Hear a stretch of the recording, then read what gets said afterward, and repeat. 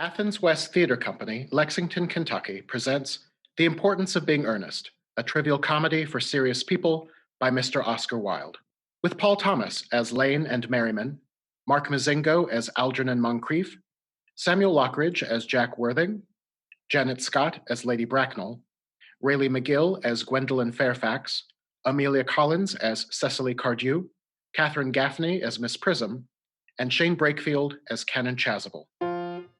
Adapted and abridged for radio by Kevin Lane Dearinger, with sound by Samuel Lockridge and direction by Trent Stephens.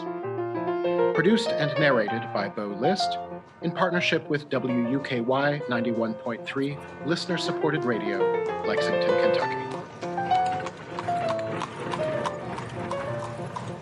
Act 1. The year is 1895. Algernon Moncrief's butler, Lane, arranges tea and cucumber sandwiches.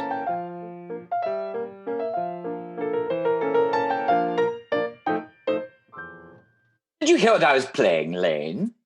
I didn't think it polite to listen, sir. I don't play accurately. Anyone can play accurately, but I play with a wonderful expression. Yes, sir. What, have you got the cucumber sandwiches cut for Lady Bracknell? Yes, sir. Oh, by the way, Lane, I see from your book that on Thursday night when Mr. Worthing was dining with me, 8 bottles of champagne are entered as having been consumed. Yes, sir, 8 bottles at a pint.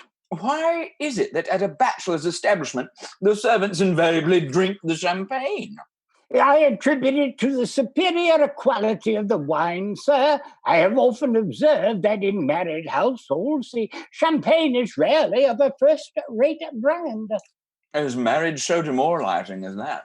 I believe it is a very pleasant state, sir. I have had very little experience. I have only been married once. That was in consequence of a misunderstanding between myself and a young person.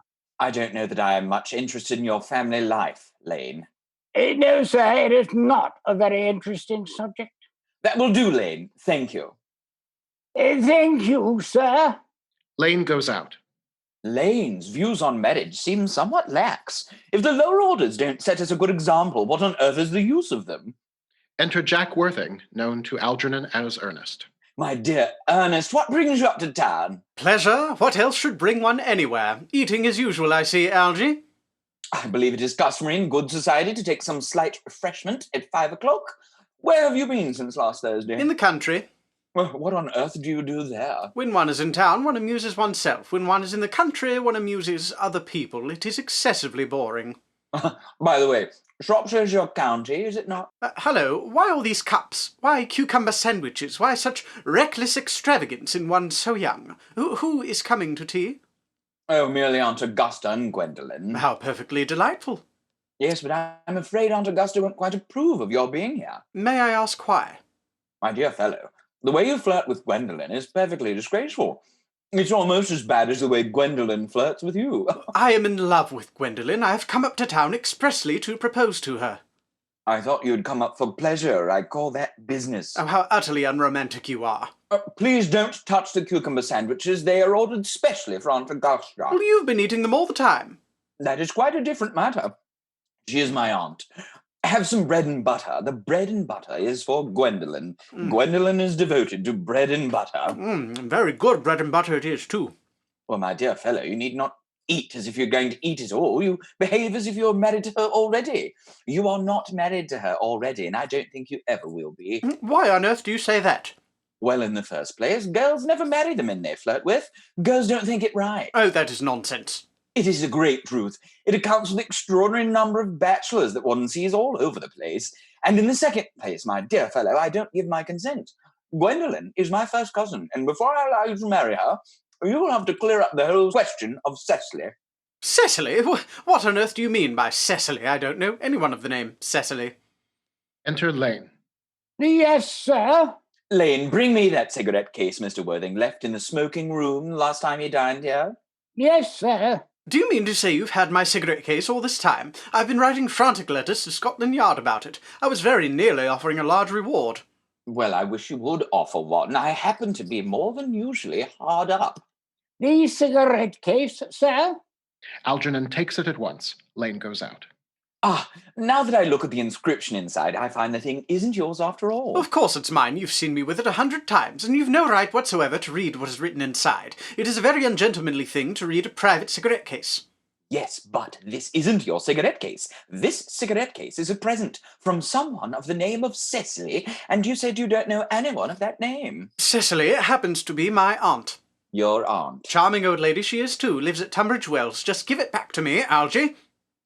Oh, but why does she call herself Little Cecily if she is your aunt and lives at Tunbridge Wells? From Little Cecily with her fondest love. My dear fellow, what on earth is there in that? Some aunts are tall, some aunts are not tall. That doesn't matter, that surely an aunt may be allowed to decide for herself. But why does your aunt call you her uncle? From Little Cecily with her fondest love to her dear Uncle Jack. There is no objection, I admit, to an aunt being a small aunt, but why an aunt, no matter what her size may be, should call her nephew or uncle, I can't quite make out. Besides, your name isn't Jack at all. It's Ernest. It isn't Ernest, it's Jack. You have always told me it was Ernest. You answer to the name of Ernest. You look as if your name was Ernest. You are the most earnest-looking person I ever saw in my life. It is perfectly absurd you're saying your name isn't Ernest. My name is Ernest in town and Jack in the country, and the cigarette case was given to me in the country. That does not account for the fact that your small Aunt Cecily, who lives at Tunbridge Wells, calls you a dear uncle. Come, old boy, you much better have the thing out at once. I have always suspected you of being a confirmed and secret Bunburyist, and I'm quite sure of it now. Bunburyist? What on earth do you mean by a Bunburyist? I reveal to you the meaning of that incomparable expression as soon as you're kind enough to inform me why you are Ernest in town and Jack in the country. Well, produce my cigarette case first. Here it is. Now produce your explanation, and pray make it improbable. My dear fellow, there is nothing improbable about my explanation at all. Old Mr. Thomas Cardew, who adopted me when I was a little boy, made me in his will guardian to his granddaughter, Miss Cecily Cardew. Cecily, who addresses me as her uncle from motives of respect that you could not possibly appreciate, lives at my place in the country under the charge of her admirable governess, Miss Prism. And where is that place in the country, by the way? Well, that is nothing to you, dear boy. You are not going to be invited. But I may tell you candidly that the place is not in Shropshire. I suspected that, my dear fellow. I have Bunburyed all over Shropshire on 2 separate occasions. Now go on. Why are you Ernest in town and Jack in the country? My dear Algy, when one is placed in the position of guardian, one has to adopt a very high moral tone on all subjects. It is one's duty to do so. And as a high moral tone can hardly be said to conduce very much to one's health or one's happiness, in order to get up to town, I have always pretended to have a younger brother of the name of Ernest, who lives at the Albany and gets into the most dreadful scrapes. That, my dear Algy, is the whole truth, pure and simple. The truth is rarely pure and never simple. What you really are is a Bunburyist. You are one of the most advanced Bunburyists I know. What on earth do you mean? You have invented a very useful younger brother called Ernest in order that you may be able to come up to town as often as you like. I have invented an invaluable permanent invalid called Bunbury in order that I may be able to go down into the country whenever I choose. Bunbury is perfectly invaluable. If it wasn't for Bunbury's extraordinary bad health, for instance, I wouldn't be able to dine with you tonight at Willis's, for I have really been engaged to Aunt Augusta for more than a week. I haven't asked you to dine with me anywhere tonight. You had much better dine with your Aunt Augusta. I haven't the smallest intention of doing anything of the kind. She will place me next to Mary Farquhar, who always flirts with her own husband across the dinner table. That is not very pleasant. Indeed, it is not even decent. The amount of women in London who flirt with their own husbands is perfectly scandalous. It looks so bad. It is simply washing one's clean linen in public.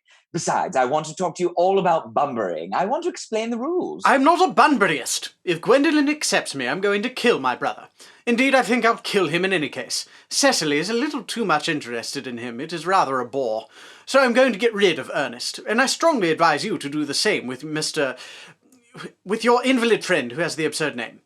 Nothing will induce me to part with Bunbury, and if you ever get married, which seems to me extremely problematic, you will be very glad to know Bunbury. Oh, nonsense. If I marry a charming girl like Gwendolen, and she is the only girl I ever saw in my life that I would marry, I certainly won't want to know Bunbury. Then your wife will. In married life, 3 is company and 2 is none. For heaven's sake, don't try to be cynical. It's perfectly easy to be cynical. That must be Aunt Augusta. Only relatives or creditors ever ring in that Wagnerian manner. Now, if I get her out of the way for 10 minutes so that you can have an opportunity for proposing to Gwendolen, may I dine with you tonight at Willis's? I suppose so. But you must be serious about it. I hate people who are not serious about meals. It is so shallow of them.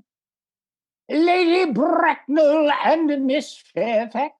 My dear Algernon, I hope you are behaving very well. I am feeling quite well, Aunt Augusta. That's not quite the same thing. In fact, the two things rarely go together. How do you do, Mr. Worthing? Dear Mrs. Fairfax, you are smart. I am always smart. Am I not, Mr. Worthing? You are quite perfect, Miss Fairfax.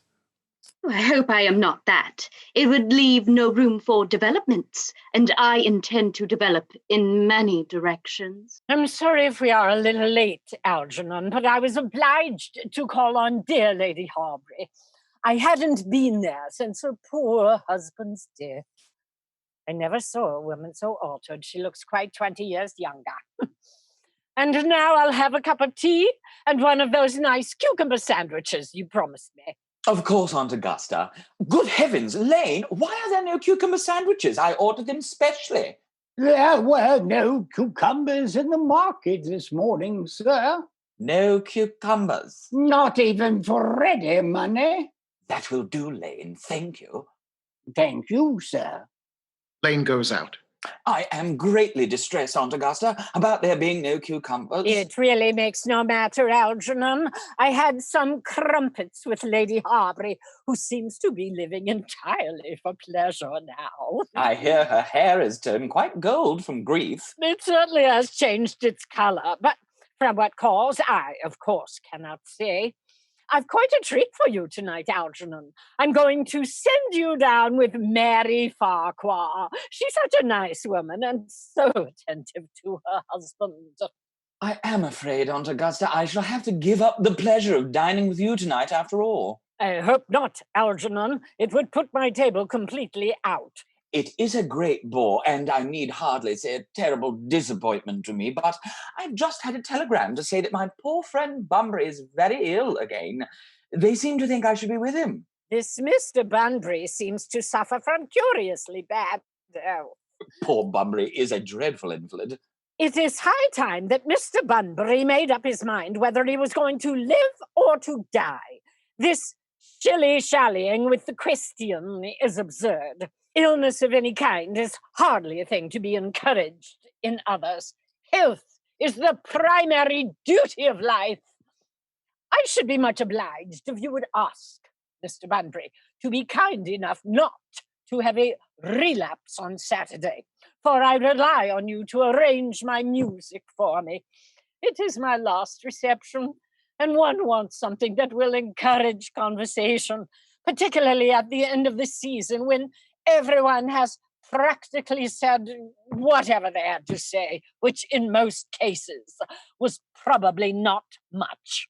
I'll speak to Bunbury, Aunt Augusta, if he's still conscious, and I think I can promise you he'll be all right by Saturday. But I'll run over the programme I've drawn out if you'll kindly come into the next room for a moment. Thank you, Algernon. I'm sure the programme will be delightful after a few expurgations. French songs I cannot possibly allow. People always seem to think that they are improper, and either look shocked, which is vulgar, or laugh, which is worse. Gwendolen, you will accompany me? Certainly, Mamma. Algernon leads Lady Bracknell to the music room. Charming day, Miss Fairfax. Pray, don't talk to me about the weather, Mr. Worthing. Whenever people talk to me about the weather, I always feel quite certain that they mean something else, and that makes me so nervous. I do mean something else. I thought so. In fact, I am never wrong. And I would like to be allowed to take advantage of Lady Bracknell's temporary absence. I would certainly advise you to do so. Mamma has a way of coming back suddenly into a room that I have often had to speak to her about. Miss Fairfax, ever since I met you, I have admired you more than any girl I have ever met since I met you. Yes, I am quite well aware of the fact. And for me, you have always had an irresistible fascination. Even before I met you, I was far from indifferent to you. We live, as I hope you know, Mr. Worthing, in an age of ideals. The fact is constantly mentioned in the more expensive monthly magazines, and my ideal has always been to love someone of the name of Ernest. There is something in that name that inspires absolute confidence. The moment Algernon first mentioned to me that he had a friend called Ernest, I knew I was destined to love you. You really love me, Gwendolen? Passionately. But you don't really mean to say that you couldn't love me if my name wasn't Ernest? But your name is Ernest. Yes, I know. But supposing it was something else, do you mean to say you couldn't love me then? Ah, that is clearly a metaphysical speculation and has very little reference at all to do with the actual facts of real life as we know them. I don't much care about the name of Ernest. I don't think it suits me at all. It suits you perfectly. It is a divine name. It has a music of its own. It produces vibrations. There are lots of other much nicer names. I think, Jack, for instance, a charming name. Jack? No, there is very little music in the name of Jack, if any at all, indeed. It does not thrill. It produces absolutely no vibrations. I have known several Jacks, and they are all, without exception, were more than usually plain. And I pity any woman who is married to a man called John. The only really safe name is Ernest. Gwendolen, I must get christened at once. We must get married at once. There's no time to be lost. Married, Mr. Worthing? Well, surely. You know that I love you, and you led me to believe that you were not absolutely indifferent to me. I adore you, but nothing has been said at all about marriage. The subject has not even been touched on. Well, may I propose to you now? It would be an admirable opportunity. And to spare you any possible disappointment, Mr. Worthing, I think it only fair to tell you quite frankly beforehand that I am fully determined to accept you. Gwendolen. Yes, Mr. Worthing, what have you to say to me? You know what I've got to say to you. Yes, but you don't say. Perhaps you should kneel, Mr. Worthing. Kneel? Oh, yes, of course, my darling. Gwendolen, will you marry me? Of course I will, darling. How long have you been about it? Oh, my own one. What wonderfully blue eyes you have, Ernest. They are quite blue. I hope you will always look at me just like that, especially when there are other people present. Enter Lady Bracknell. Lady Mama. Bracknell! Mr. Worthing, rise, sir, from this semi-recumbent posture. It's most indecorous. Mamma, this is no place for you. Mr. Worthing has not quite finished yet. Finished what, may I ask? I am engaged to Mr. Worthing, Mamma. Pardon me, you are not engaged to anyone. When you do become engaged to someone, I or your father, should his health permit him, will inform you of the fact. An engagement should come upon a young girl as a surprise, pleasant or unpleasant as the case may be. It is hardly a matter that she could be allowed to arrange for herself. And now I have a few questions to put to you, Mr. Worthing. While I am making these inquiries, you, Gwendolen, will wait for me below in the carriage. Mamma, In the carriage, Gwendolen. Mr. Worthing, Gwendolen, the carriage.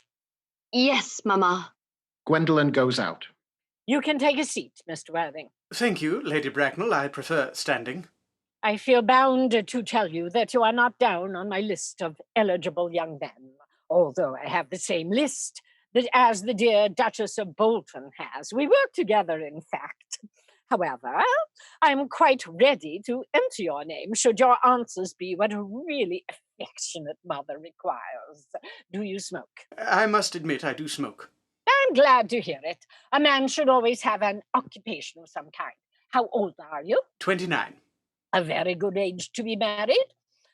I have always been of the opinion that a man who desires to get married should know everything or nothing. Which do you know? I know nothing? I'm pleased to hear it. I do not approve of anything that tampers with natural ignorance. Ignorance is like a delicate exotic fruit. Touch it and the bloom is gone. What is your income? Between 7,000 and 8,000 a year. That is satisfactory. I have a country house, with some land, of course, attached to it. About 1,500 acres, I believe. A country house? How many bedrooms? Well, that point can be cleared up afterwards. You have a townhouse, I hope. A girl with a simple, unspoiled nature like Gwendolen could hardly be expected to reside in the country. Well, I own a house in Belgrave Square, but it is let by the year to Lady Bloxham. Of course, I can get it back whenever I'd like, at 6 months' notice. Lady Bloxham? I don't know her. Oh, she goes about very little. She's a lady considerably advanced in years. Nowadays, that's no guarantee of respectability of character. What number on Belgrave Square? 149. The unfashionable side. I thought there was something. However, that could easily be altered. Do you mean the fashion or the side? Both, if necessary. Now, to minor matters. Are your parents living? I have lost both my parents. To lose one parent, Mr. Worthing, may be regarded as a misfortune. To lose both looks like carelessness. The fact is, Lady Bracknell, I said I had lost my parents. It would be nearer the truth to say that my parents seem to have lost me. I don't actually know who I am by birth. I was found. Found? The late Mr. Thomas Cardew, an old gentleman of a very charitable disposition, found me and gave me the name of Worthing, because he happened to have a first-class ticket to Worthing in his pocket at the time.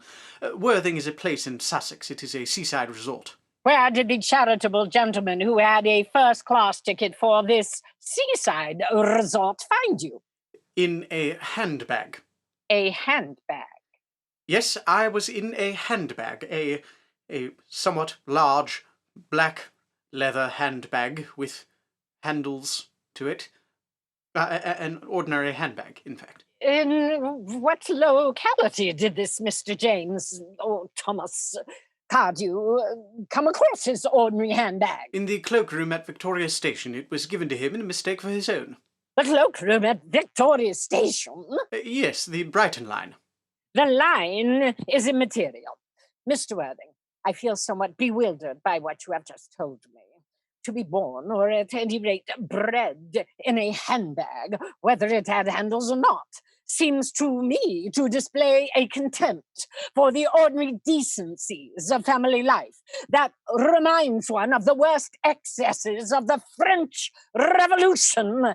And I presume you know what that unfortunate movement led to? As for the particular locality in which the handbag was found, a cloakroom at a railway station could hardly be regarded as an assured basis for a recognized position in good society. May I ask you, then, what you would advise me to do? I would strongly advise you, Mr. Worthing, to try and acquire some relations as soon as possible, and to make a definite effort to produce, at any rate, one parent of either sex before the season is quite over. Well, I don't see how I could possibly manage to do that. I can produce the handbag for you at any moment. It is in my dressing room at home. I really think that should satisfy you, Lady Bracknell. Me, sir? What has it to do with me? You can hardly imagine that I and Lord Bracknell would dream of allowing our only daughter, a girl brought up with the utmost care, to marry into a cloakroom and form an alliance with a parcel. Good morning, Mr. Worthing. Lady Bracknell sweeps out in majestic indignation. Good morning. For goodness sake, don't play that ghastly tune, Algy. How idiotic you are. Algernon enters cheerily. You don't mean to say Gwendolen refused you? Oh, Gwendolen is right as a trivet. As far as she's concerned, we are engaged. Her mother is perfectly unbearable. Never met such a gorgon. I don't really know what a gorgon is like, but I'm quite sure that Lady Bracknell is one. I beg your pardon, Algy. I suppose I shouldn't talk about your own aunt before you. My dear boy, I love hearing my relations abused. It is the only thing that makes me put up with him at all. Relations are simply a tedious pack of people who haven't got the remotest knowledge of how to live, or the smallest instinct about when to die. Oh, that is nonsense. You don't think there's any chance of Gwendolen becoming like her mother in about 150 years, do you, Algy? All women become like their mothers. That is their tragedy. No man does. That's his. Oh, is that clever?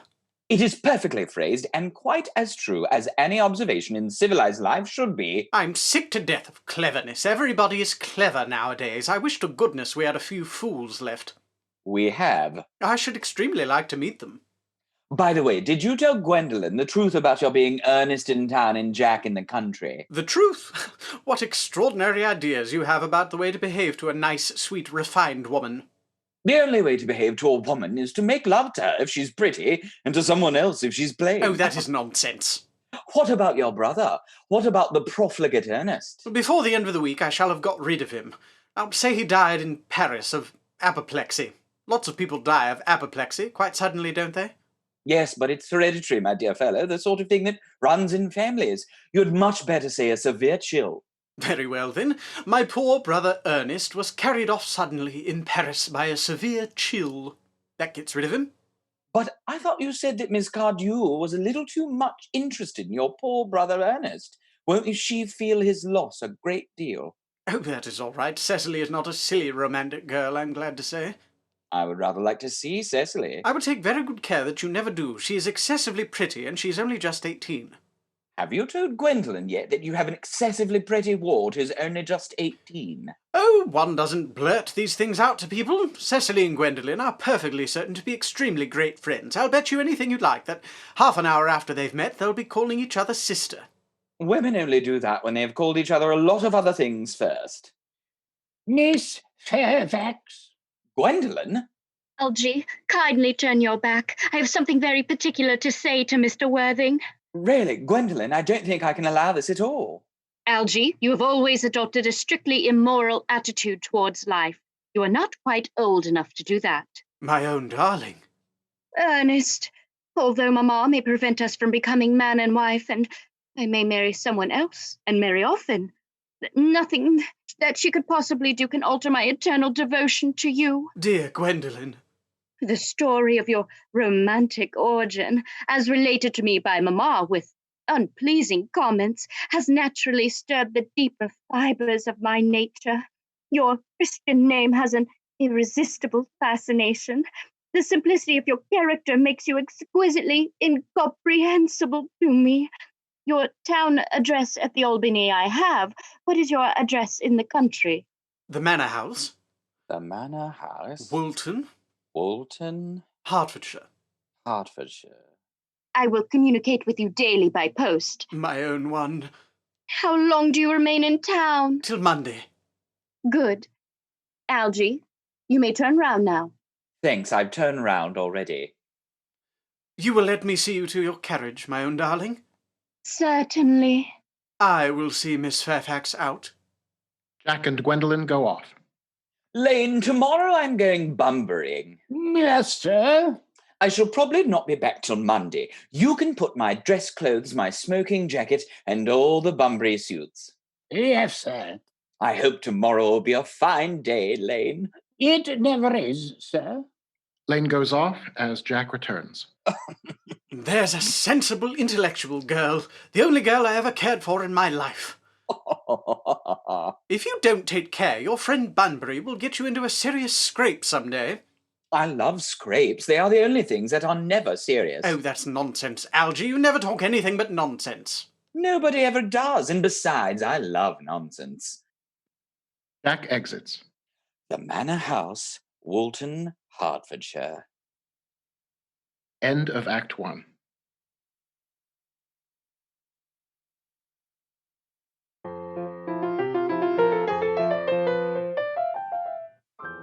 Act 2. The Garden at the Manor House, Hertfordshire, the country home of Mr. Jack Worthing and his ward. Cecily! Cecily!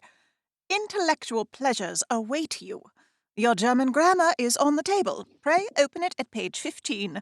We will repeat yesterday's lesson. But, my My dear Miss Prism, German isn't at all a becoming language. I know perfectly well that I look quite plain after my German lesson. Cecily, dear child, your guardian laid particular stress on your German as he was leaving for town yesterday. Indeed, he always lays stress on your German. Dear Uncle Jack is so serious that I think he cannot be quite well. Your guardian enjoys the best of health, and I know no one who has a higher sense of duty and responsibility.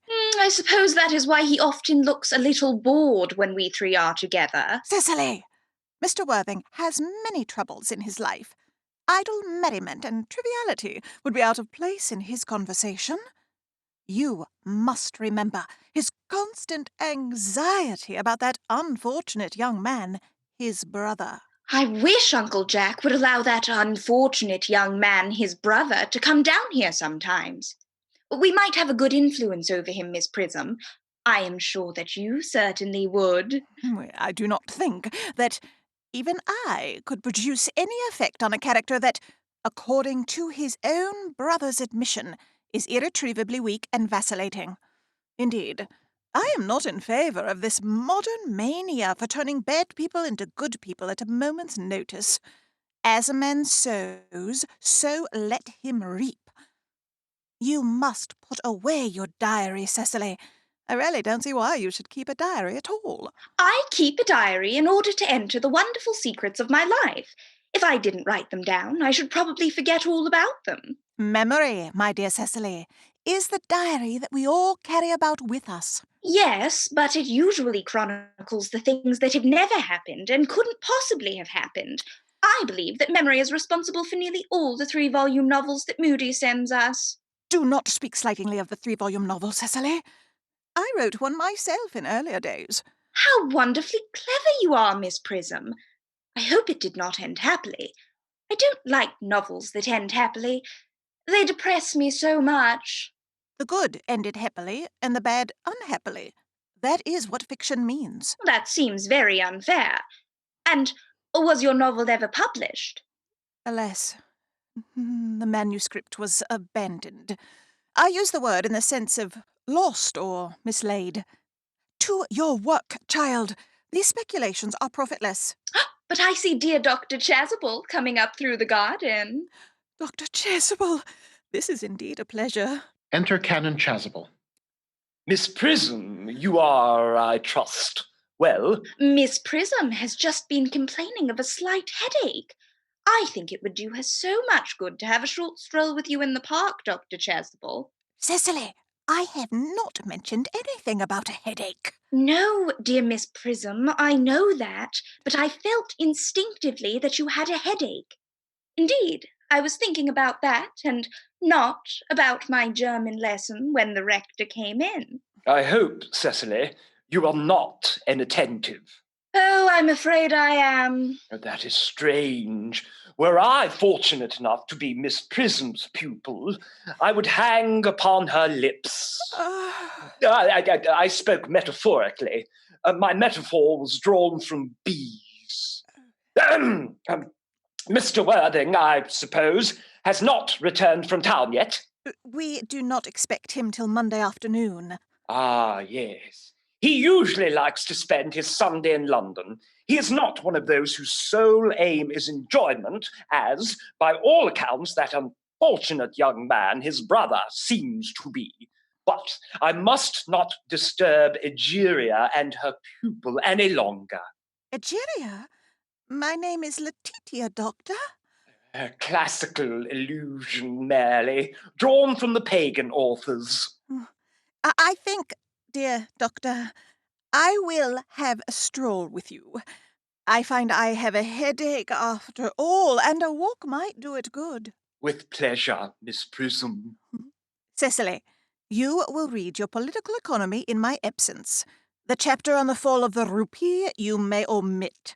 It is somewhat too sensational.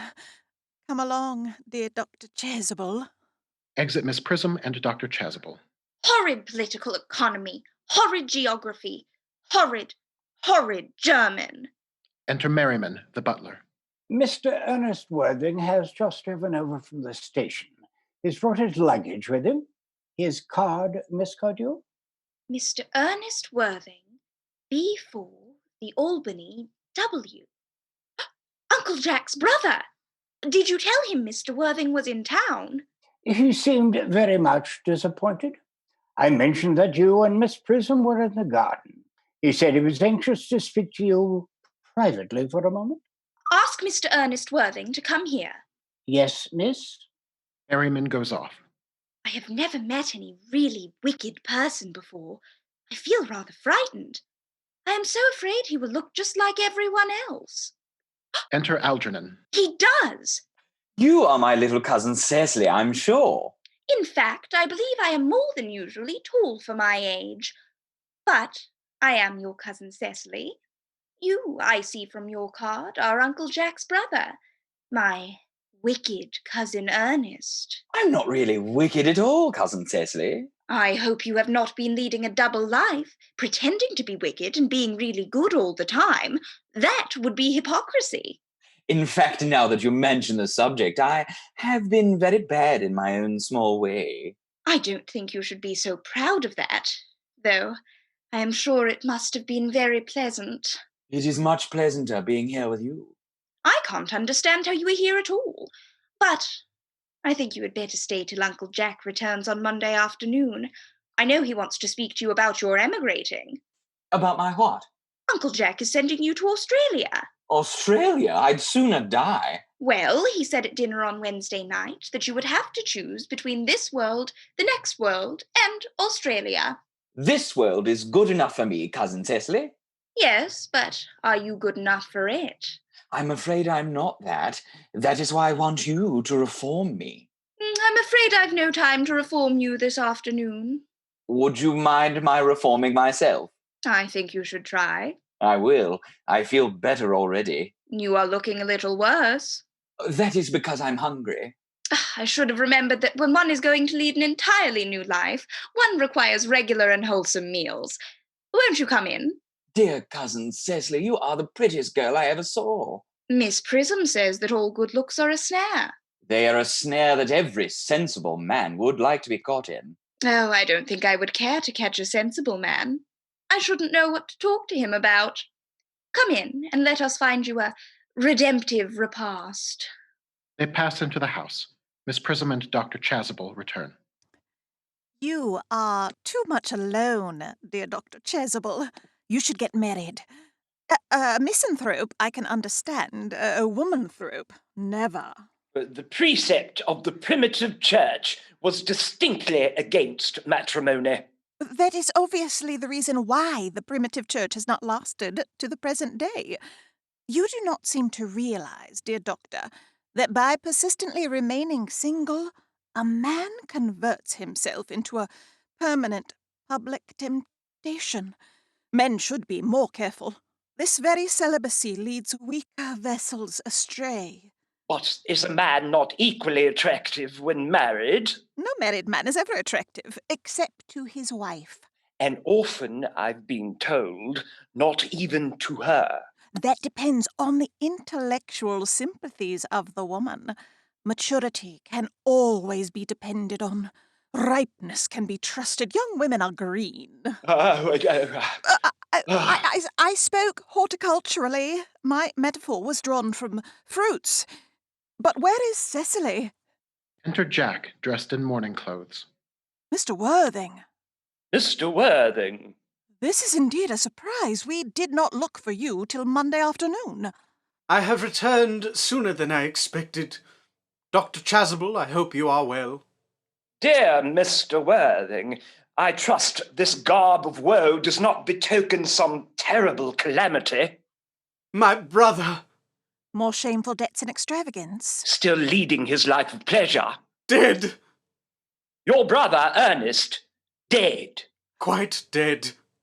What a lesson for him. I trust he will profit by it.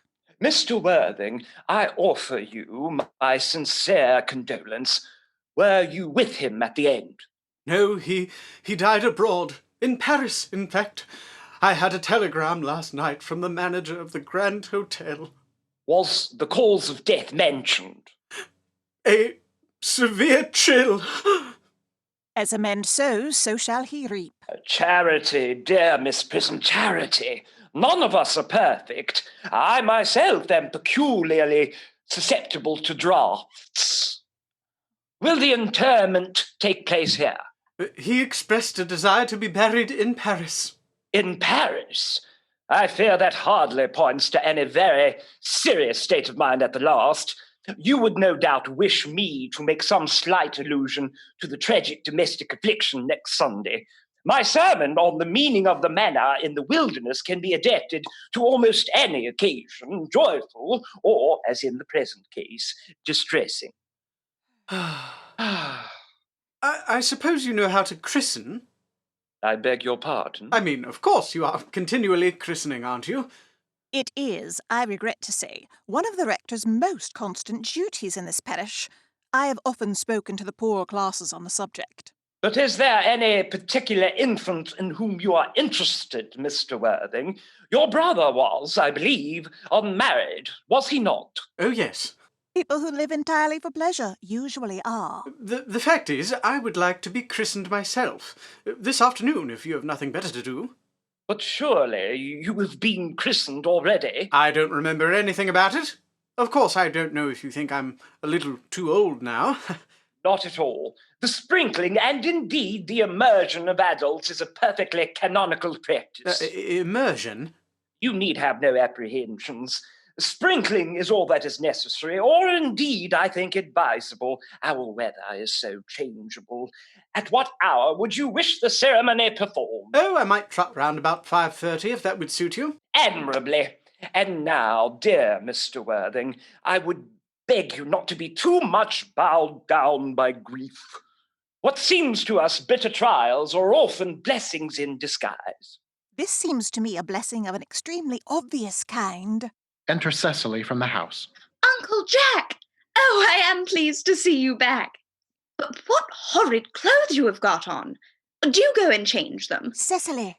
My child. Uncle Jack, do look happy. I have got such a surprise for you. Who do you think is in the dining room? Your brother. Who? Your brother, Ernest. He arrived about half an hour ago. Nonsense, I haven't got a brother. However badly he may have behaved to you in the past, he is still your brother. You couldn't be so heartless as to disown him. I'll tell him to come out. And you will shake hands with him, won't you, Uncle Jack? Cecily runs back into the house. These are very joyful tidings. After we had all been resigned to his loss, his sudden return seems to me peculiarly distressing. My brother's in the dining room. I don't know what it all means. My brother... Enter Algernon and Cecily hand in hand. Good heavens! Brother John, I have come down from town to tell you that I'm very sorry for all the trouble I've given you and that I intend to lead a better life in the future. Uncle Jack, you are not going to refuse your own brother's hand. Nothing will induce me to take his hand. I think his coming down here disgraceful, and he knows perfectly well why. Uncle Jack, do be nice. Ernest has just been telling me about his poor invalid friend, Mr. Bunbury, whom he goes to visit so often. And surely there must be much good in one who is kind to an invalid, and leaves the pleasures of London to sit by a bed of pain. Oh, he has been talking about Bunbury, has he? Yes, he has told me all about poor Mr. Bunbury and his terrible state of health. I won't have him talk to you about Bunbury or anything else. I must say that I think that Brother John's coldness to me is peculiarly painful. I expected a more enthusiastic welcome, especially considering it is the first time I have ever come here. Uncle Jack, if you don't shake hands with Ernest, I will never forgive you. Never, never, never. Well, this is the last time I shall ever do it. Jack shakes hands with Algernon. I think we might leave the two brothers together. Cecily, you will come with us. Certainly, Miss Prism. My little task of reconciliation is over. You have done a beautiful action today, dear child. We must not be premature in our judgments. I feel very happy. They all go off except Jack and Algernon. You young scoundrel, Algy. You must get out of this place as soon as possible. I don't allow any Bunburying here. Enter Merriman. Yes, Merriman? I have put Mr. Ernest's luggage in the room next to yours, sir. His luggage? 3 portmanteaus, a dressing case, 2 hat boxes, and a large luncheon basket. I'm afraid I can't stay more than a week this time. Merriman, order the dog cart at once. Mr. Ernest has been suddenly called back to town. Yes, sir. Merriman goes back into the house. What a fearful lie you are, Jack. I've not been called back to town at all. Your duty as a gentleman calls you back. My duty as a gentleman has never interfered with my pleasures in the smallest degree. I can quite understand that. Well, Cecily is a darling. You are not to talk of Miss Cardew like that. I don't like it. Well, I don't like your clothes.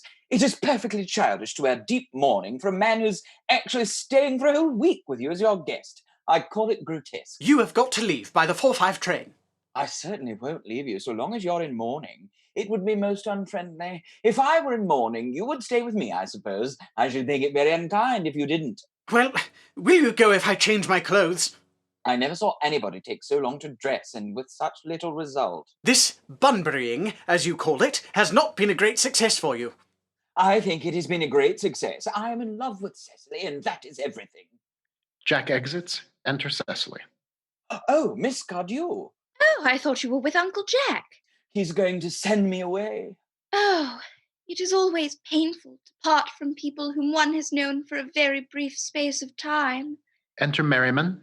The dog cart is at the door, sir. It can wait for 5 minutes. Yes, miss. Exit Merriman. I hope, Cecily, I shall not offend you if I state quite frankly that you seem to me to be in every way the visible personification of absolute perfection. Your frankness does you great credit, Ernest. If you will allow me, I will copy your remarks into my diary. Do you really keep a diary? I'd give anything to look at it. Oh, no. You see, it is simply a very young girl's record of her own thoughts and impressions, and consequently meant for publication. When it appears in volume form, I hope you will order a copy. But pray, Ernest, don't stop. I delight in taking down from dictation. I have reached absolute perfection. You can go on. I am quite ready for more. Oh, don't cough, Ernest. When one is dictating, one should speak fluently and not cough. Besides, I don't know how to spell a cough. Cecily, ever since I first looked upon your wonderful and incomparable beauty, I have dared to love you wildly, passionately, devotedly, hopelessly. Hopelessly doesn't seem to make much sense, does it? Cecily. Enter Merriman. The dog cart is waiting, sir. Tell it to come round next week. Yes, sir. Merriman exits. Uncle Jack would be very much annoyed if he knew you were staying on till next week. Oh, I don't care about Jack. I love you, Cecily. You will marry me, won't you? You silly boy. Of course. Why, we've been engaged for the last 3 months. 3 months? Yes, it will be exactly 3 months on Thursday. But how did we become engaged? Well, ever since dear Uncle Jack first confessed to us that he had a younger brother who was very wicked, you, of course, have formed the chief topic of conversation between myself and Miss Prism. And, of course, a man who is much talked about is always very attractive. I dare say it was foolish of me, but I fell in love with you, Ernest. Darling! And when was the engagement actually settled? On the 14th of February last. Worn out by your entire ignorance of my existence, I determined to end the matter one way or the other. And after a long struggle with myself, I accepted you under this dear old tree here. The next day, I bought this little bangle with the true lover's knot I promised you always to wear. It's very pretty, isn't it? You've wonderfully good taste, Ernest. It's the excuse I've always given for your leading such a bad life. And this is the box in which I kept all your dear letters. But my own sweet Cecily, I have never written you any letters. I remember only too well that I was forced to write your letters for you. I wrote always 3 times a week, and sometimes oftener. Do let me read them, Cecily. I couldn't possibly. They would make you far too conceited. The 3 you wrote me after I had broken off the engagement are so beautiful, and so badly spelled, that even now I can hardly read them without crying a little. But was our engagement ever broken off? Of course it was, on the 22nd of last March. You can see the entry if you like. Today, I broke off my engagement with Ernest. I feel it is better to do so. The weather still continues charming. Cecily, I'm very much hurt indeed to hear you broke it off, particularly when the weather was so charming. It would hardly have been a really serious engagement if it hadn't been broken off at least once. But I forgave you before the week was out. What a perfect angel you are, Cecily. Oh, you dear romantic boy. I hope your hair curls naturally, does it? Yes, darling, with a little help from others. I am so glad. You'll never break off our engagement again, Cecily. I don't think I could break it off now that I've actually met you. Besides, of course, there is the question of your name. My name? You must not laugh at me, darling, but it has always been a girlish dream of mine to love someone whose name was Ernest. There is something in that name which seems to inspire absolute confidence. I pity any poor married woman whose husband is not called Ernest. But, my dear child, do you mean to say you could not love me if I had some other name? But what name?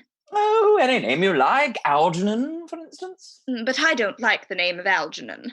Well, my own sweet darling, I really can't see why you should object to the name of Algernon. It is not at all a bad name. In fact, it is rather aristocratic. But seriously, Cecily, if my name was Algy, couldn't you love me? I might respect you, Ernest, but I fear that I should not be able to give you my undivided attention. Cecily, your rector here is, I suppose, thoroughly experienced in the practice of all the rites and ceremonials of the church. Oh, yes. Dr. Chasuble has never written a single book, so you can imagine how much he knows. I must see him at once on a most important christening. I mean, on most important business. Oh. I shan't be away for more than half an hour. Considering that we have been engaged since February the 14th, and that I only met you today for the first time, I think it is rather hard that you should leave me for so long a period as half an hour. Couldn't you make it 20 minutes? I'll be back in no time. Algernon runs off. What an impetuous boy he is. I like his hair so much. I must enter his proposal in my diary. Enter Merriman. Miss Fairfax has just called to see Mr. Worthing. Pray ask the lady to come out here. Mr. Worthing is sure to be back soon. And you can bring tea. Yes, miss. Merriman goes out. Miss Fairfax. I suppose one of the many good elderly women who are associated with Uncle Jack in some of his philanthropic work in London. I don't quite like women who are interested in philanthropic work. I think it is so forward of them. Enter Merriman with Gwendolen. Miss Fairfax. Pray let me introduce myself to you. My name is Cecily Cláudio. Cecily Cláudio. What a very sweet name. Something tells me that we are going to be great friends. I like you already more than I can say. My first impressions of people are never wrong. How nice of you to like me so much after we've known each other such a comparatively short time. Pray sit down. I may call you Cecily, may I not? With pleasure. And you will always call me Gwendolen? If you wish. Then that is all quite settled. I hope so. Cecily, Mamma, whose views on education are remarkably strict, has brought me up to be extremely short-sighted. It is a part of her system. So do you mind my looking at you through my glasses? Not at all, Gwendolen. I am very fond of being looked at. Gwendolen takes a long and disapproving look at Cecily through her glasses. Ah, you are here on a short visit, I suppose. I live here. Really? Your mother, no doubt, or some female relative of advanced years resides here also. I have no mother, nor, in fact, any relations. Indeed. My dear guardian, with the assistance of Miss Prism, has the arduous task of looking after me. Your guardian? Yes, I am Mr. Worthing's ward. He grows more interesting hourly. I am not sure, however, that the news inspires me with feelings of unmixed delight. I'm very fond of you, Cecily. I have liked you ever since I met you, but now that I know you are Mr. Worthing's ward, I cannot help expressing a wish that you were, well, just a little older than you seem to be, and not quite so very alluring in appearance. If I may speak candidly. I think that whenever one has anything unpleasant to say, one should always be quite candid. Well, to speak with perfect candor, Cecily, I wish that you were fully 42 and more than usually plain for your age. Ernest is the very soul of truth and honor. Disloyalty would be as impossible to him as deception. I beg your pardon, Gwendolen. Did you say Ernest? Yes. Oh, but it is not Mr. Ernest Worthing who is my guardian.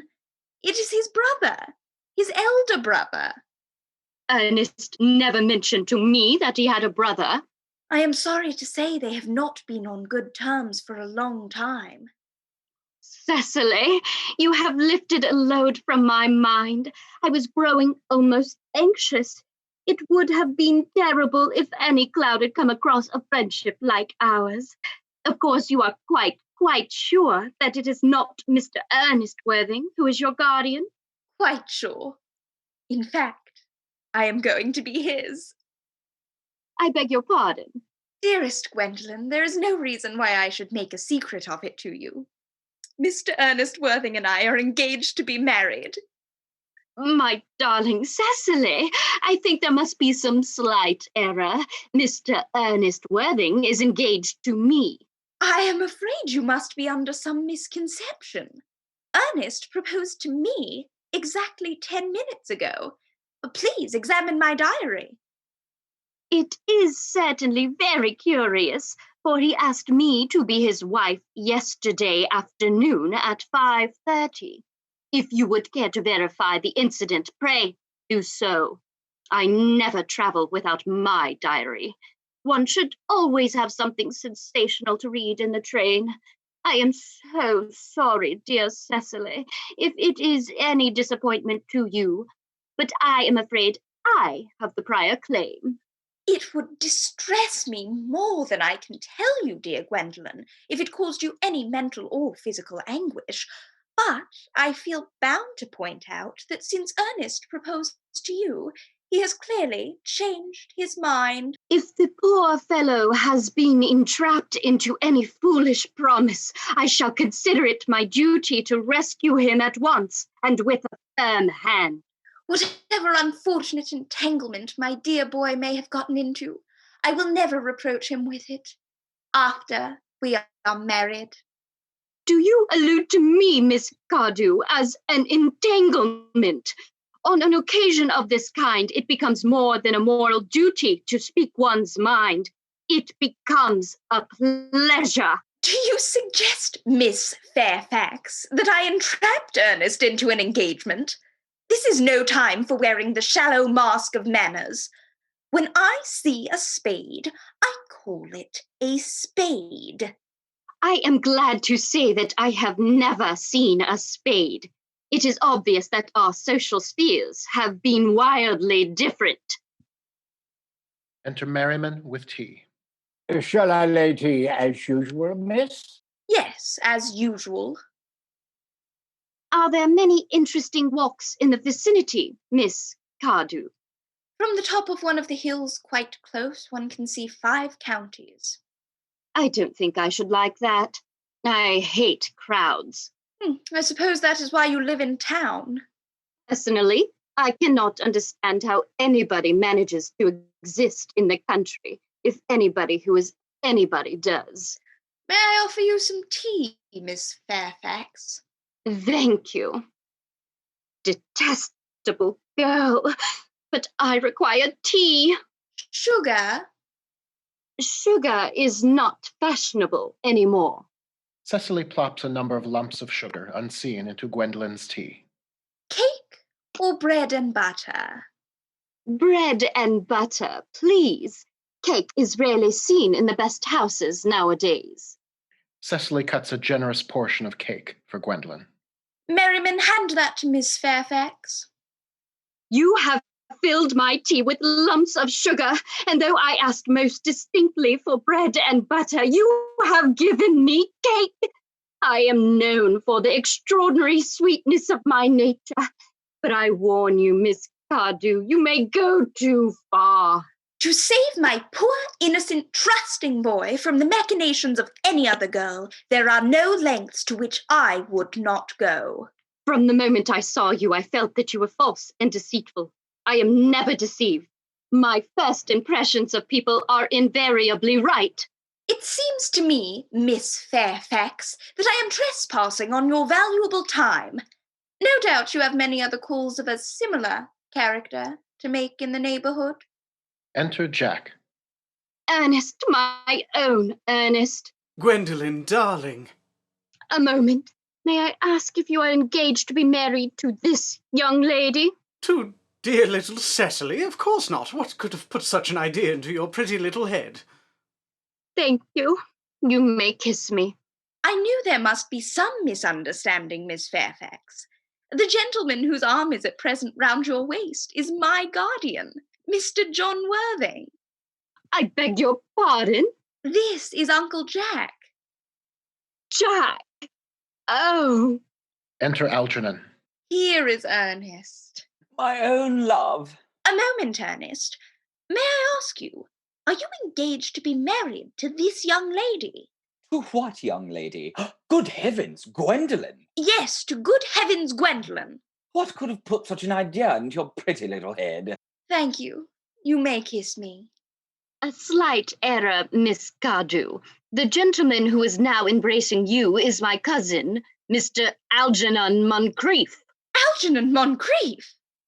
Oh, are you called Algernon? I cannot deny it.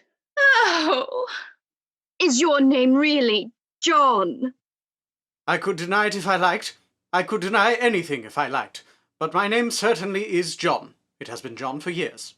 A gross deception has been practiced on both of us. My poor wounded Cecily. My sweet, wronged Gwendolen. You will call me sister, will you not? Of course, sister. One question, Mr. Worthing.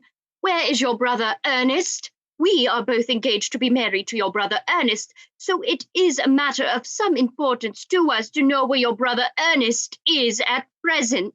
Gwendolen, Cecily, it is very painful for me to be forced to speak the truth.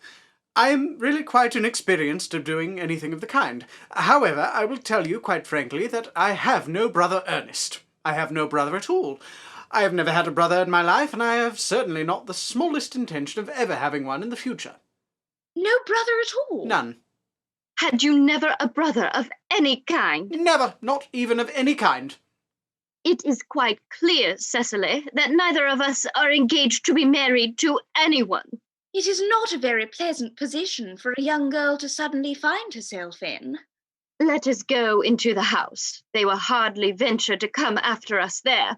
No, men are so cowardly, aren't they? Cecily and Gwendolen exit. Algy, this ghastly state of things is what you call bunburying, I suppose. The most wonderful Bunbury I ever had in my life. The only small satisfaction I have in the whole of this wretched business is that your friend Bunbury is quite exploded. You won't be able to run down to the country quite so often as you used to, dear Algy.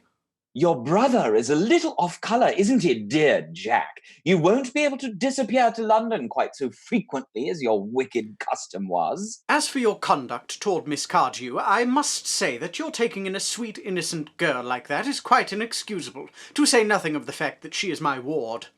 I can see no possible defence at all for your deceiving a brilliant, clever, thoroughly experienced young lady like Miss Fairfax, to say nothing of the fact that she is my cousin. I wanted to be engaged to Gwendolen, that is all. I love her.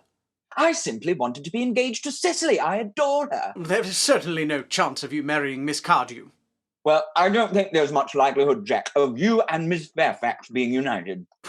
It's perfectly heartless you're eating muffins at a time like this. I'm eating muffins because I'm unhappy. Besides, I'm particularly fond of muffins. Well, that is no reason why you should eat them all in that greedy way. You have just said it was perfectly heartless to eat muffins. I said it was perfectly heartless of you under the circumstances. That is a very different thing. That may be, but the muffins are the same. Algy, I wish to goodness you would go. You can't possibly ask me to go without having some dinner. Besides, I've just made arrangements with Dr. Chasuble to be christened at 6:15 under the name of Ernest. I made arrangements this morning with Dr. Chasuble to be christened myself at 5:30, and I naturally will take the name of Ernest. Gwendolen would wish it. We can't both be christened Ernest. It's absurd. Besides, there is no evidence that I have ever been christened by anybody. You have been christened already. So I know my constitution can stand it. I must say I think it rather dangerous you're venturing on it now. It might make you very unwell. You can hardly have forgotten someone very closely connected to you was very nearly carried off this week in Paris by a severe chill. You are always talking nonsense. Jack, you're at the muffins again. I wish you wouldn't. There are only 2 left. I told you I was particularly fond of muffins. I don't want you here. Why don't you go? I haven't quite finished my tea yet, and there is still 1 muffin left. End of Act 2.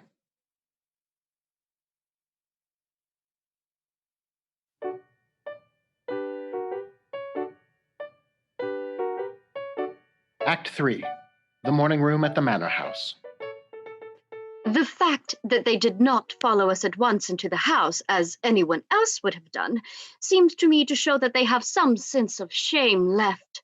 They have been eating muffins. That looks like repentance. They don't seem to notice us at all. Couldn't you cough? But I haven't got a cough. They're looking at us. What effrontery. They're approaching. That's very forward of them. Let us preserve a dignified silence. It's the only thing to do now. Enter Jack, followed by Algernon.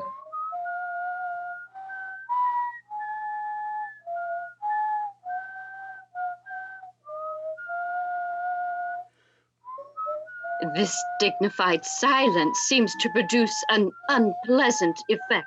Most distasteful. But we will not be the first to speak. Certainly not. Mr. Worthing, I have something very particular to ask you. Gwendolen, your common sense is invaluable. Mr. Moncrief, why did you pretend to be my guardian's brother? In order that I might have an opportunity of meeting you. That certainly seems a satisfactory explanation, does it not? Yes, dear, if you can believe him. I don't. But that does not affect the wonderful beauty of his answer. True. In matters of grave importance, style, not sincerity, is the vital thing. Mr. Worthing, what explanation can you offer for pretending to have a brother? Was it in order that you might have an opportunity of coming up to town to see me as often as possible? Can you doubt it, Miss Fairfax? I have the gravest doubts upon the subject, but I intend to crush them.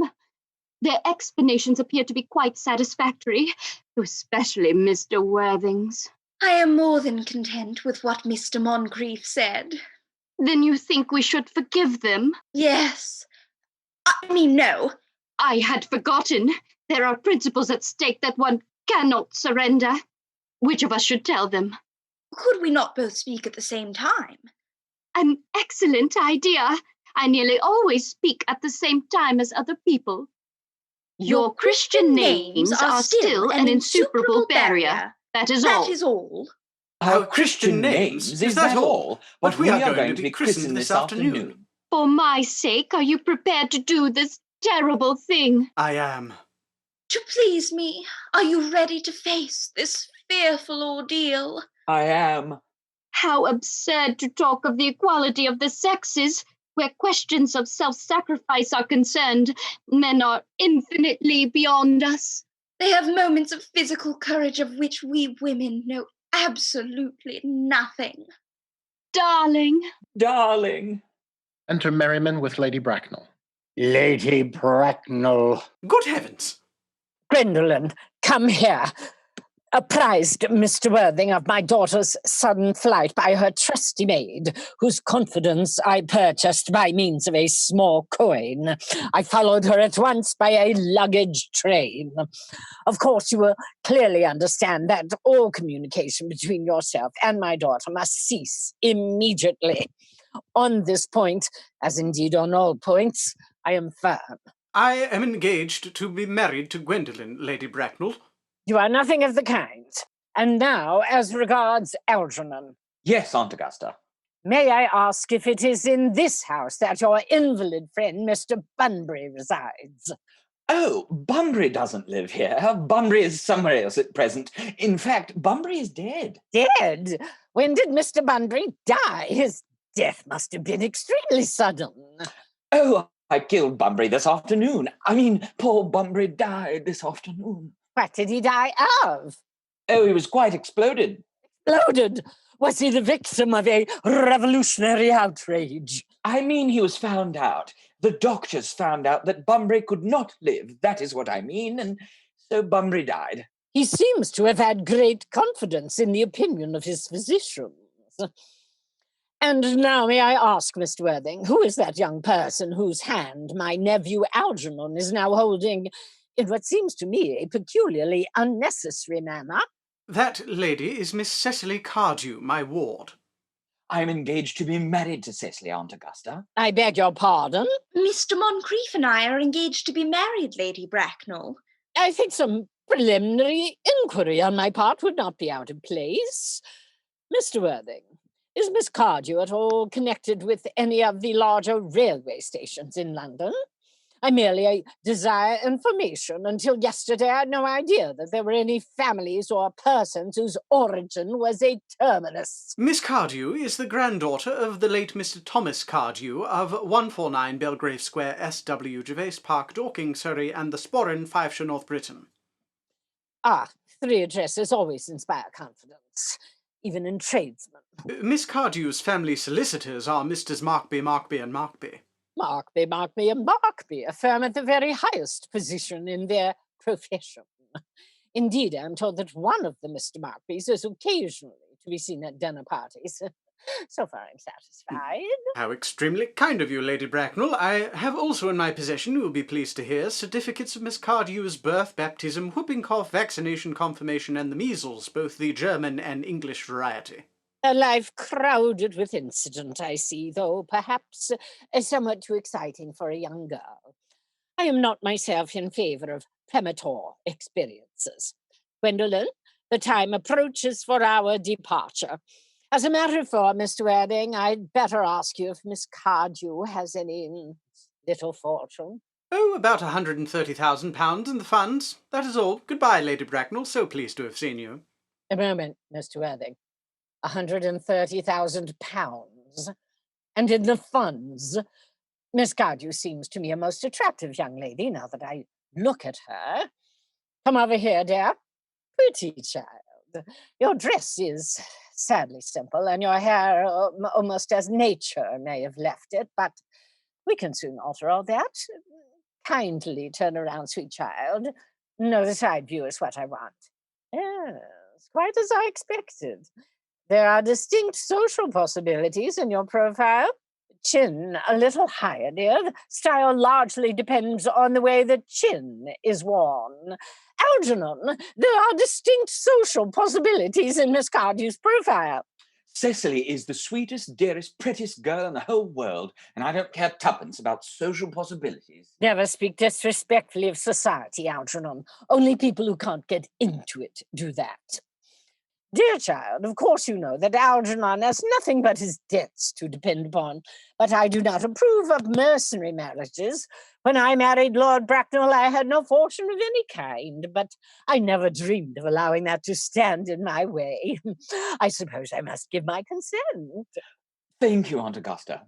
Cecily, you may address me as Aunt Augusta for the future. Thank you, Aunt Augusta. The marriage, I think, had better take place quite soon. Thank you, Aunt Augusta. I am not in favour of long engagements. They give people the opportunity of finding out each other's character before marriage, which I think is never advisable. I beg your pardon, Lady Bracknell, but this engagement is quite out of the question. I am Miss Cardew's guardian, and she cannot marry without my consent until she comes of age. That consent I absolutely decline to give. Upon what grounds, may I ask? Algernon is an extremely, I may say, an almost ostentatiously eligible young man. He has nothing, but he looks everything. The fact is, Lady Bracknell, that I do not approve at all of his moral character. I suspect him of being untruthful. Untruthful? My nephew Algernon? I fear there can be no possible doubt about the matter. This afternoon, during my temporary absence in London on an important question of romance, he obtained admission to my house by means of the false pretence of being my brother.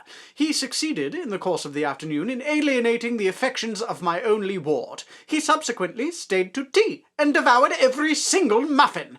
And what makes his conduct all the more heartless, that he was perfectly well aware from the first that I have no brother, that I never had a brother, and that I don't intend to have a brother, not even of any kind.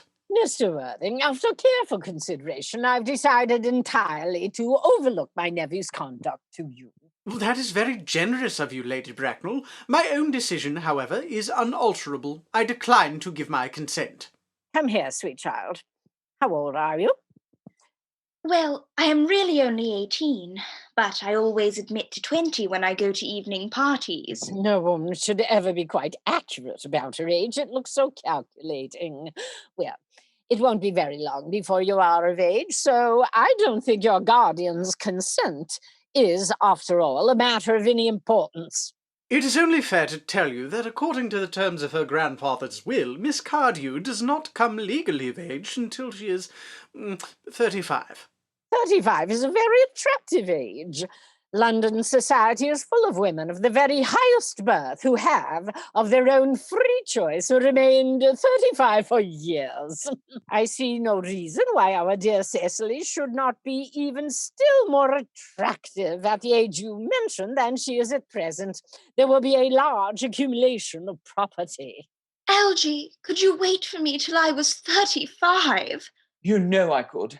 Yes, I felt it instinctively. But I couldn't. I hate waiting even 5 minutes for anybody. I am not punctual myself, but I do like punctuality in others, and waiting, even to be married, is quite out of the question. Then what is to be done? My dear Mr. Worthing, as Miss Cardew states positively that she cannot wait until she is 35, a remark which I feel bound to say seems to me to show a somewhat impatient nature. I would beg of you to reconsider your decision. But, my dear Lady Bracknell, the matter is entirely in your own hands. The moment you consent to my marriage with Gwendolen, I will most gladly allow your nephew to form an alliance with my ward. Out of the question. Then a passionate celibacy is all that any of us can look forward to. That is not the destiny I propose for Gwendolen. Algernon, of course, can choose for himself. Come, Gwendolen, we have already missed 5, if not 6 trains. To miss any more might expose us to comment on the platform. Enter Dr. Chasuble. Everything is quite ready for the christenings. The christenings, sir? Is that not somewhat premature? Both these gentlemen had expressed a desire for immediate baptism. At their age? The idea is grotesque and irreligious. Algernon, I forbid you to be baptized. I will not hear of such excesses. Am I to understand, then, that there are to be no christenings at all this afternoon? I don't think that, as things are now, it would be of much practical value to either of us, Dr. Chasuble. I am grieved to hear such sentiments from you, Mr. Worthing. They savour of the heretical views of the Anabaptists. However, as your present mood seems to be one peculiarly secular, I will return to the church at once. Indeed, I have just been informed by the pew opener that for the last hour and a half, Miss Prism has been waiting for me in the vestry. Miss Prism? Did I hear you mention a Miss Prism? Is this Miss Prism a female of repellent aspect, remotely connected with education? She is the most cultivated of ladies, and the very picture of respectability. Obviously the same person. May I ask what position she holds in your household?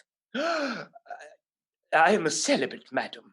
Miss Prism has been for the last 3 years Miss Cardew's esteemed governess and valued companion. In spite of what I hear of her, I must see her at once. She approaches. She is nigh. Enter Miss Prism hurriedly.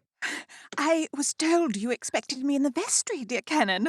I have been waiting for you there for an hour and 3/4. Prism!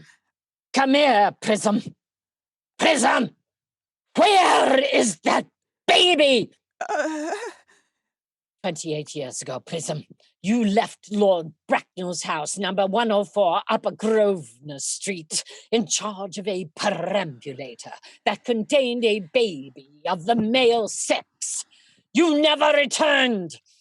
A few weeks later, through the elaborate investigations of the Metropolitan Police, the perambulator was discovered at midnight, standing by itself in the remote corner of Bayswater. It contained the manuscript of a 3-volume novel of more than unusually revolting sentimentality. But the baby was not there. Prism, where is that baby? Lady Bracknell, I admit with shame that I do not know. The plain facts of the case are these. On the morning of the day you mention, a day that is forever branded on my memory, I prepared, as usual, to take the baby out in its perambulator. I had also with me a somewhat old but capacious handbag, in which I had intended to place the manuscript of a work of fiction that I had written during my few unoccupied hours. In a moment of mental abstraction, for which I never can forgive myself, I deposited the manuscript in the bassinet and placed the baby in the handbag.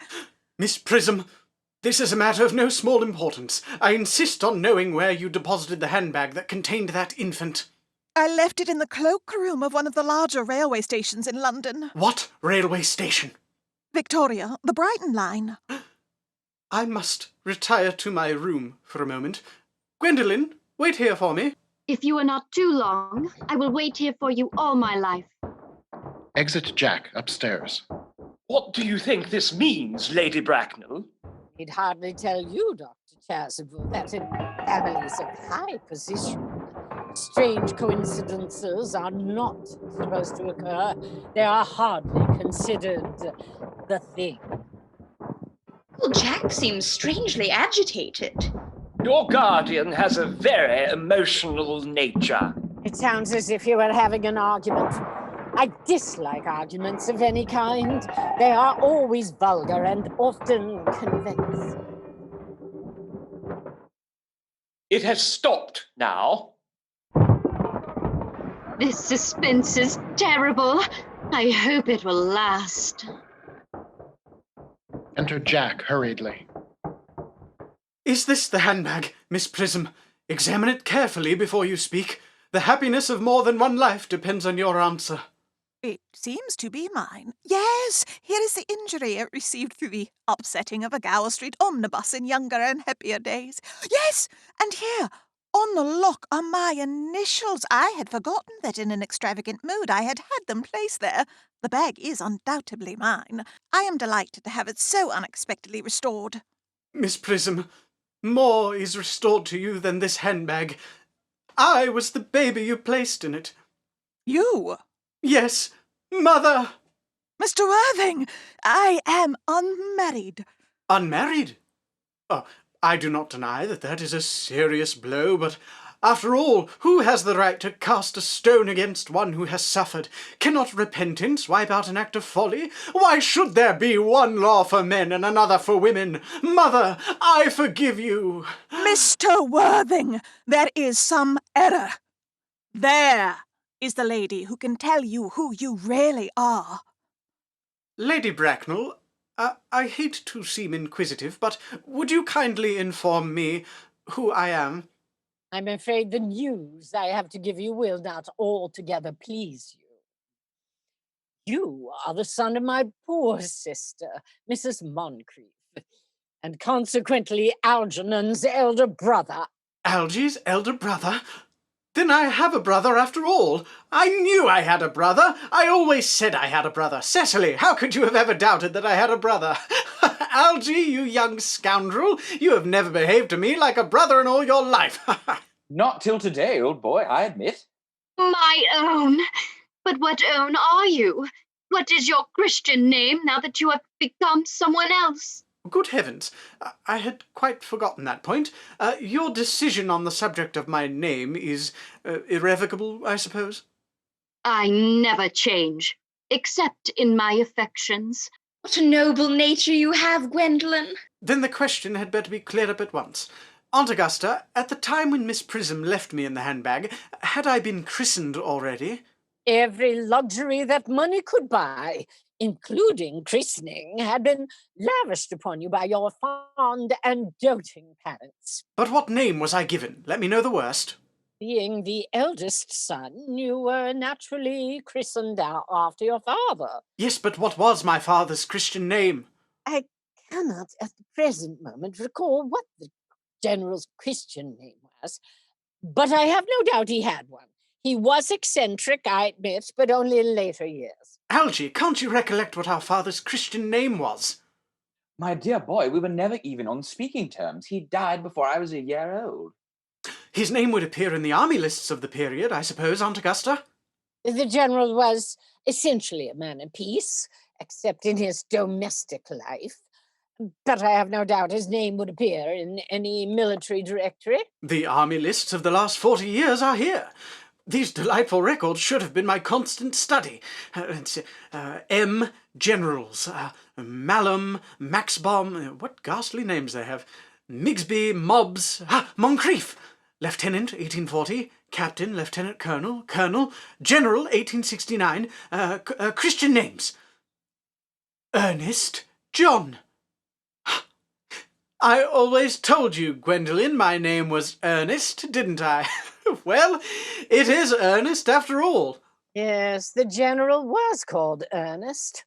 I knew I had some particular reason for disliking that name. My own Ernest. I felt from the first that you could have no other name. Gwendolen, it is a terrible thing for a man to find out suddenly that all his life he has been speaking nothing but the truth. Can you forgive me? I can, for I feel that you are sure to change. My own one. Letitia, at last. Frederick, at last. Cecily, at last. Gwendolen, at last. My nephew, you seem to be displaying signs of triviality. On the contrary, Aunt Augusta, I've now realized for the first time in my life the vital importance of being earnest.